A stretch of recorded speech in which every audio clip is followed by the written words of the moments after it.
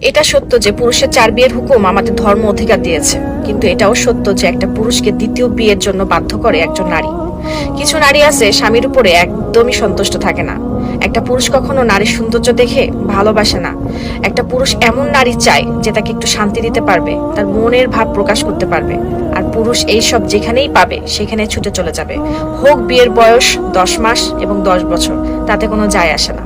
পুরুষের সাথে জিদ করা, তার কথা দাম না দেওয়া, ছোটখাটো বিষয়ে রাগ করা, ঝগড়া করা, এসব করতে করতে একজন নারী তার পুরুষের কাছে তার সম্মানটা শেষ করে ফেলে। সে বুঝতেই পারে না সে কখন তার স্বামীর মন থেকে উঠে গেছে।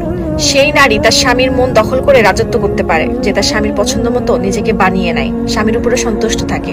বিশ্বাস করুন, একটা পুরুষের কাছে এটা কোনো বিষয় না যে তার স্ত্রী বড়লোক নাকি গরিব ঘর থেকে আসছে। টাকা কামানোর জন্য আল্লাহ তাআলা পুরুষকে বানিয়েছে। একজন পুরুষ এমন এক অর্ধাঙ্গিনী চায় যার কোলে মাথা রেখে সে একটু শান্তি খুঁজে পায়।